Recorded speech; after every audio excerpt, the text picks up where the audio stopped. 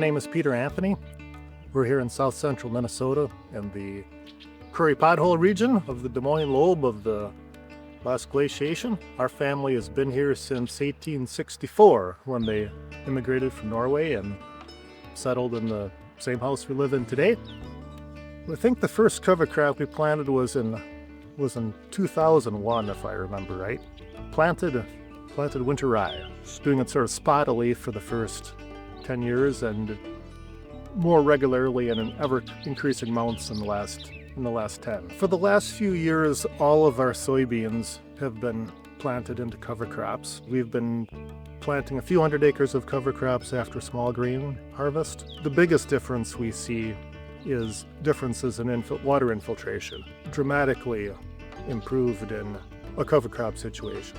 The biggest problem, weather-related, we have early in the season is excess precipitation and not deficit precipitation.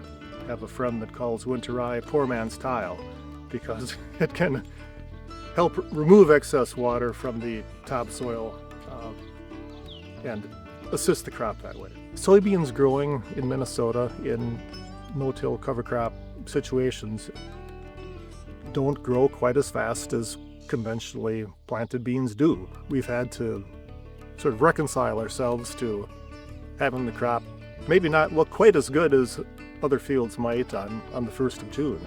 But the advantages in water retention and rainfall infiltration in August have really far outweighed the early season difficulties that we've encountered. The termination decision sort of rests on a handful of things. For beans, the major factor is the weather. If it's going to be hot and dry, forecast for a lot of evapotranspiration demand, then interested in going sooner to make sure the beans have enough water themselves. Forecast for wet, we're willing to wait. The later termination is really beneficial for habitat, for wildlife as well. One of the remarkable things about planting cover crops is observing how well plants establish. And they can be put in the ground in the toughest of conditions and they usually turn out just fine. Have we ever had termination challenges? Not yet.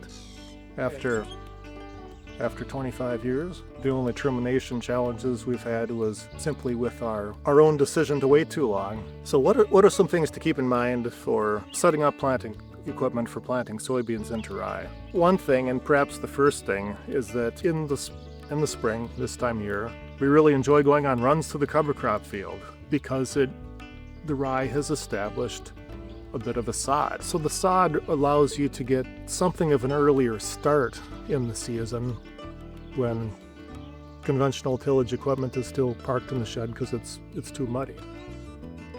Crop farming is a very public activity. There is a propensity for people to be afraid to do something different. For a large number of us, that's the first hurdle to overcome. You don't have to do your whole farm the same way. Just try cover crops on a small field or a few acres and see how it turns out. And we wish that we maybe would have been willing to invest a little bit more, even right away, in getting things that worked right.